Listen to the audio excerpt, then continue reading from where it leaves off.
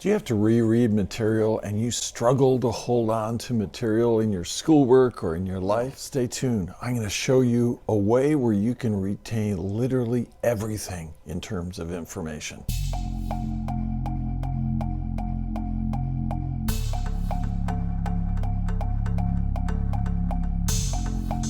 Hi, this is G.H. Glade, and people when they read will often fall asleep. It's called intrusive sleep, and it's kind of unique to ADD, or their mind will wander, and that leads to having to reread. And we're going to talk about a technique that lets you literally hold on to all of the information and get more out of your reading. This comes from a book that I just released, The Optimized Student, and it's live as of today in early November on Amazon. And it is a book that details the PQR method for learning.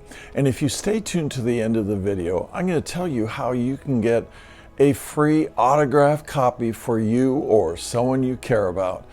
And that'll be at the end of the video because I'm running a little contest. Well, the PQR method really is helpful for first drawing your attention in, but really squeezing all the information out of whatever you read, be it schoolwork or be it stuff for work. It is a great method that I have used over and over because, yeah, you know, if it doesn't fully pull me in, my mind wanders as well. And the first step, the P, is preview. What I do is I do a really quick skim of the chapter. I look at the headings. I may go through the first sentence of each paragraph, and it's just a quick guerrilla overview of the material. And then the question part. What are the questions that arrive out of that initial skimming of the information? This allows you to be alert for things that may be highlighted on tests or the important tidbits. It has you go into search mode as you seek answers to questions. Now comes the reading.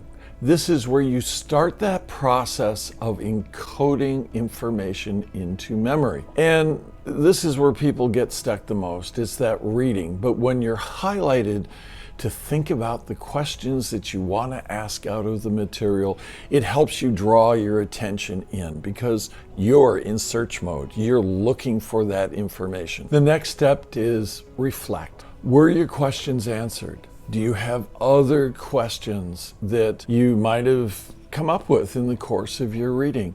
This is a time to really start thinking about what is contained in the information and can you pull out more from that information.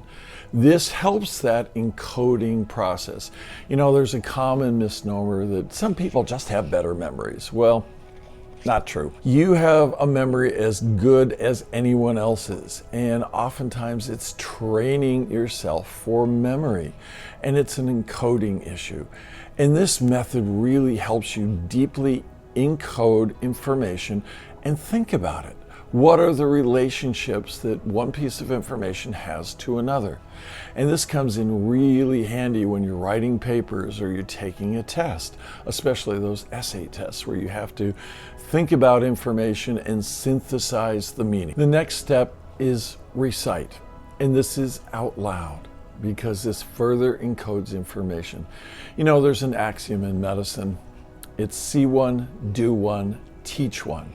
And in part of that process of reciting, you're also thinking about how to communicate information. You know, the most powerful learning anyone will have is when they have to rise to the level to teach something. It allows you to really consider information in depth, but also think about the way that information is received. It also provides something else really valuable. Rehearsal. Let's say you have a discussion group in class. You've already gone through the rehearsal of saying things out loud, and that lets you be a more potent participant in any class discussion. Review. That's where you look at all of the questions. And you know, I often, for my review, I keep a scrap of paper or a notebook handy, and I write those questions down. I want to go through the material in detail, and I want to ask the question, were all my questions answered? This is a very potent way of approaching information. It also solves the problem of your mind wandering. It puts you in search mode. You're actively looking for something. And we have that mission for our brain.